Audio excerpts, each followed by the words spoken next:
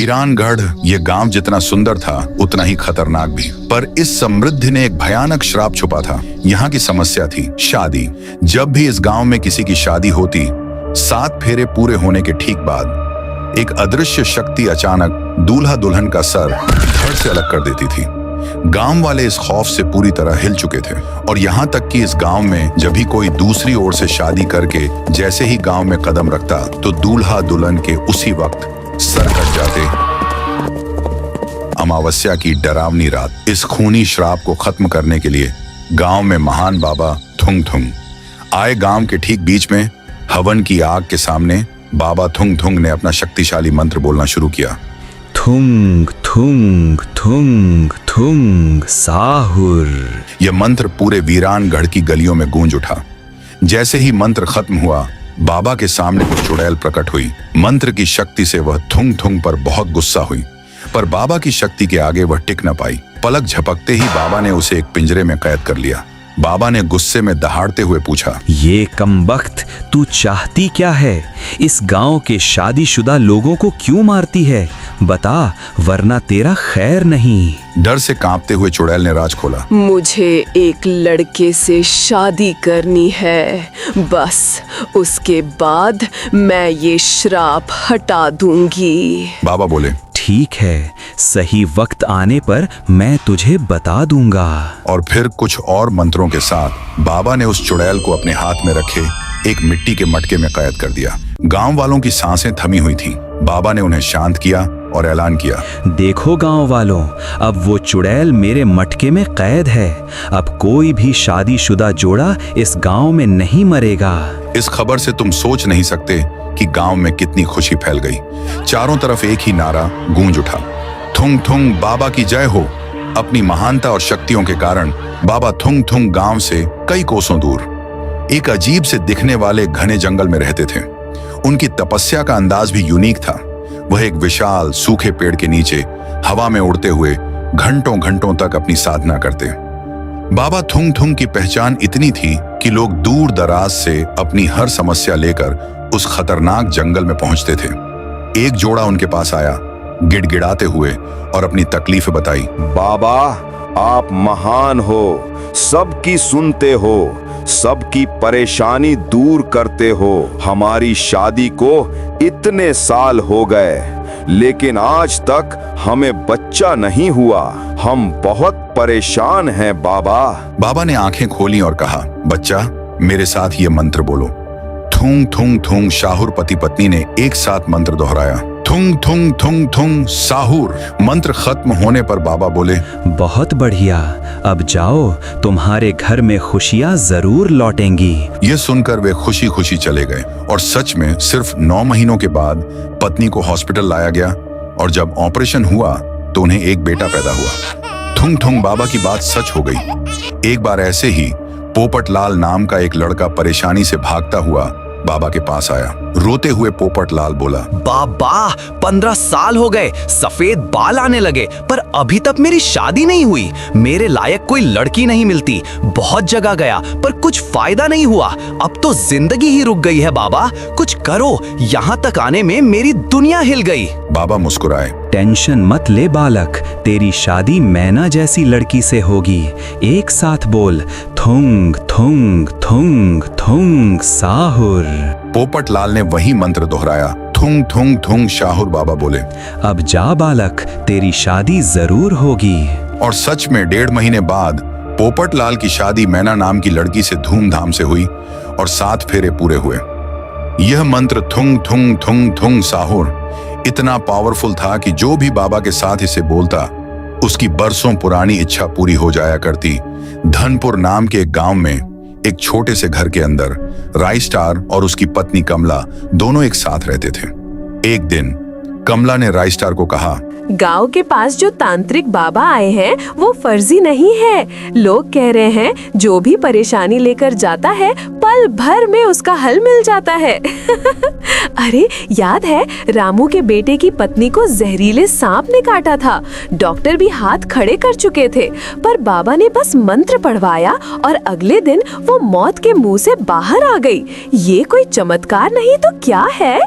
जब तुम खेत पर गए थे मैं उनके पास गई थी।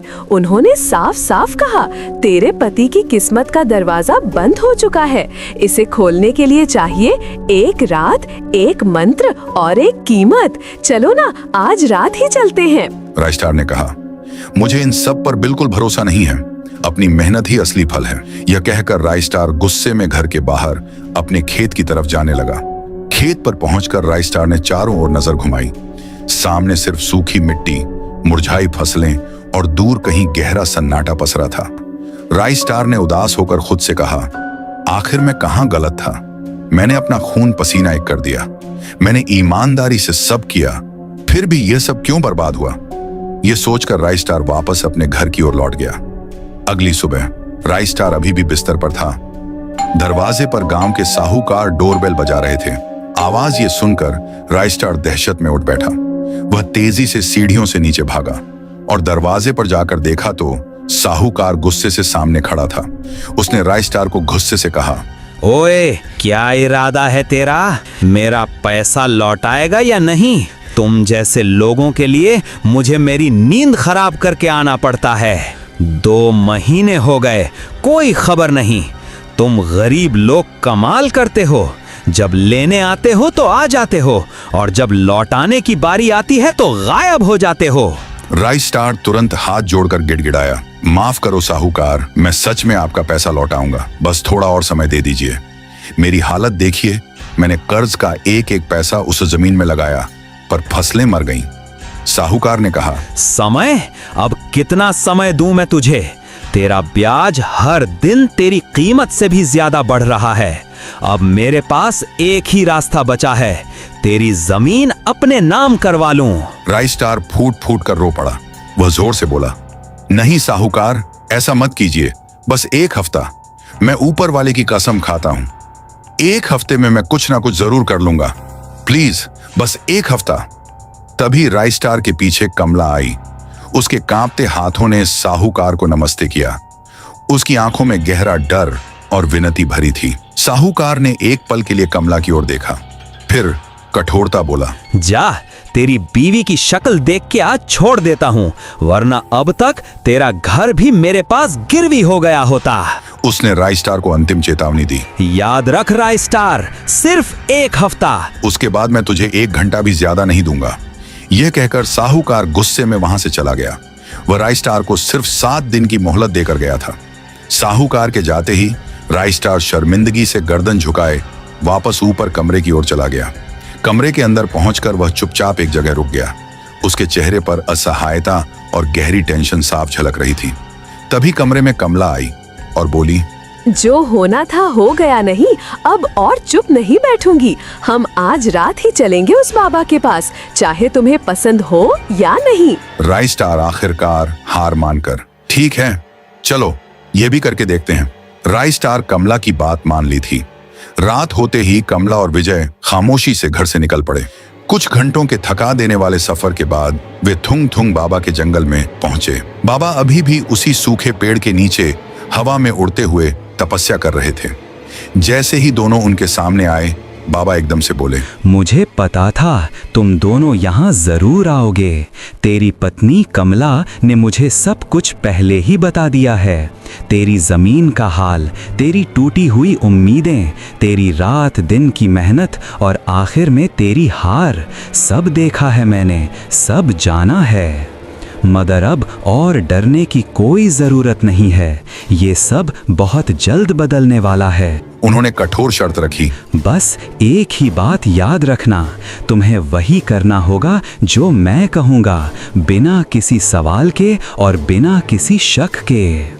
मेरी बात ध्यान से सुन।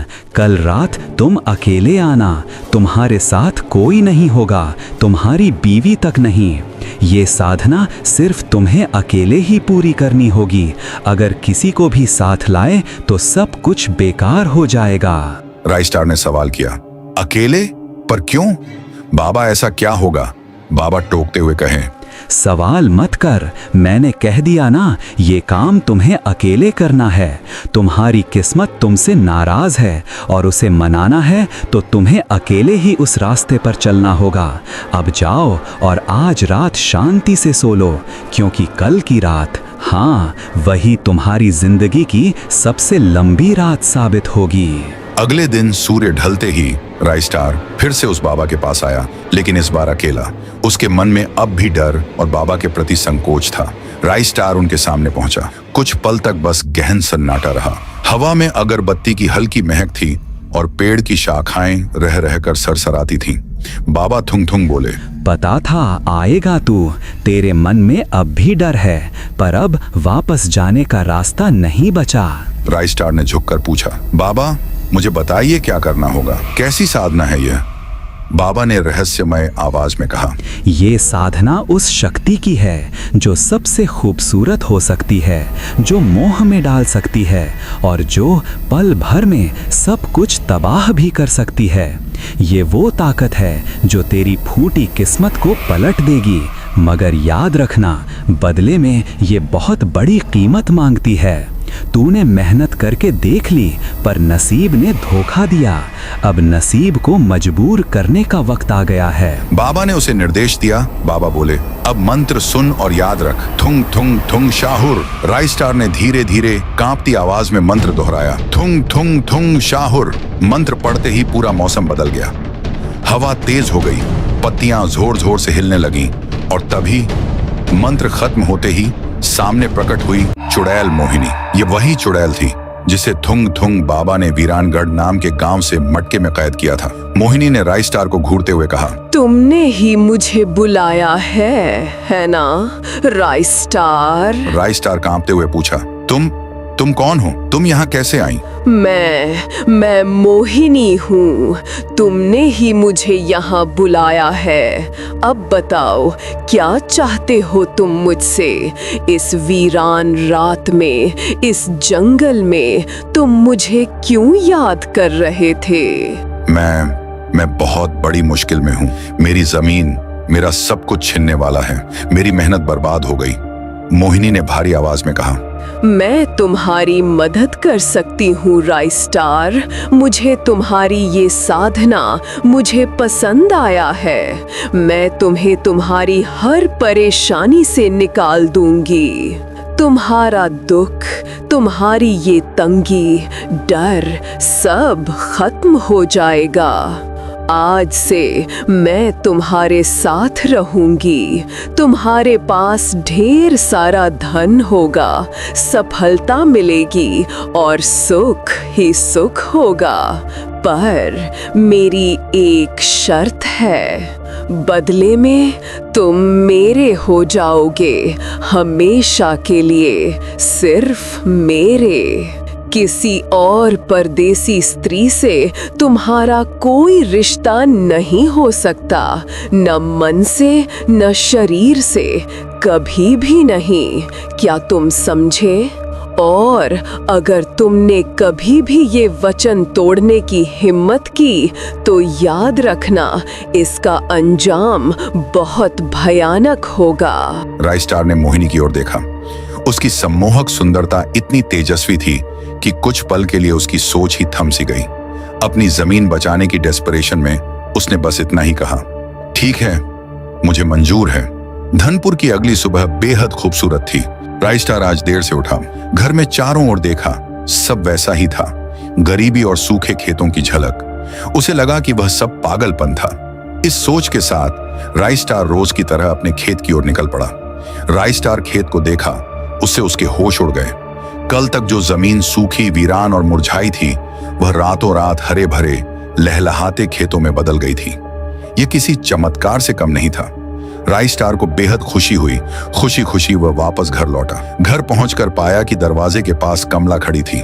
कमला ने खुश होकर कहा, अजी, आज तो कितना अच्छा दिन है। मैंने कहा था ना, उन बाबा के पास हर समस्या का हल है। चलो जल्दी से नाश्ता कर लो, फिर साथ में खेत चलेंगे। राइस्टार ने शर्त को याद करते हुए कहा, रुको वहीं, मेरे पास मत आना। मैं अभी सरपंच से बात करके आता हूँ। सारा कर्ज भी जल्द निपटा दूंगा। तुम अंदर जाओ और मुझसे थोड़ी दूर रहो। कमला का चेहरा उतर गया, वह झुंझलाहट में ऊपर चली गई। तभी राय स्टार ने थोड़ी दूरी पर मोहिनी को खड़े देखा। वह हंस रही थी, उसकी हंसी में एक मिठास थी। राय स्टार ने मोहिनी को एक कमजोर से मुस्कान दी। उसके चेहरे पर अब उम्मीद के साथ एक अनजाना डर भी सरक गया था। विजय तुरंत साहूकार के घर की ओर बढ़ा, कर्ज चुकाने के लिए। पर वहां पहुंचकर उसने देखा, साहूकार के घर के सामने जबरदस्त भीड़ थी। लोग दबी आवाज में कुछ सनसनीखेज चर्चा कर रहे थे। राय स्टार चिल्लाया, यहाँ क्या हुआ है? इतनी भीड़ क्यों लगी है? एक आदमी सन्न होकर बोला, अरे राय स्टार, सुनया नहीं क्या? कल रात करीब 1 बजे जब साहूकार नींद में था, एक भयानक हवा उसके घर में घुसी और कमरे में जाके साहूकार का सर ही धड़ से अलग कर देता। वो नींद में ही चल बसा। जब सुबह नौकर ने दरवाजा खोला तो वो बिस्तर पर धड़ से अलग पड़ा था। उसका कोई अपना नहीं था, ना बीवी ना बच्चे। इसका मतलब है कि हमारा सारा कर्जा माफ हो जाएगा। भले ही वजह बहुत दुखद हो, पर ऊपर वाले का लाख लाख शुक्र है। बाजू में मोहिनी खड़ी होती है, धीरे धीरे मुस्कुराती है जैसे कि उसे सब पता हो। राय स्टार के चेहरे पर हैरानी उमड़ कर आती है।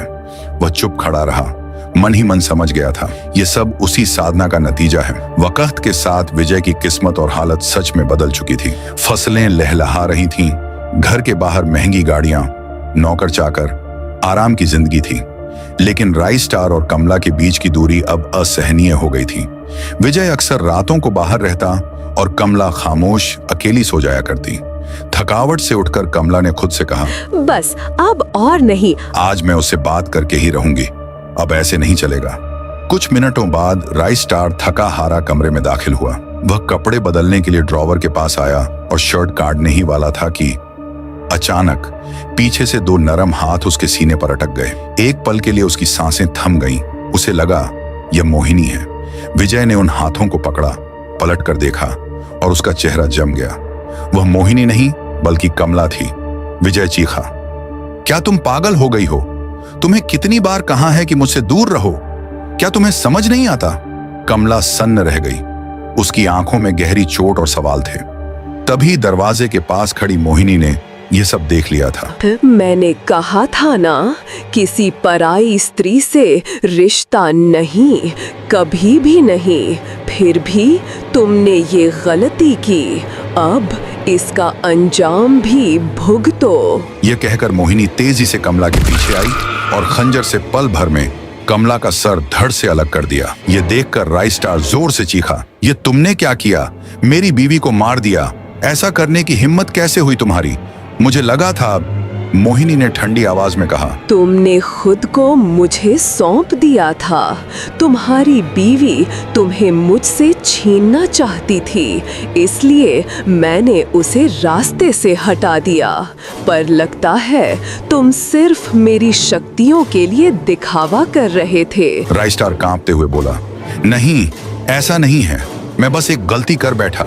पर उसे मारने की क्या जरूरत थी? वो बस एक अनजाने में हुई गलती थी। पर कोई फायदा नहीं था। मोहिनी आगे बढ़ी और सीधे खंजर से राय स्टार का गला धड़ से अलग कर देती है और फिर दोनों ही वहां खून के ढेर बनकर रह गए।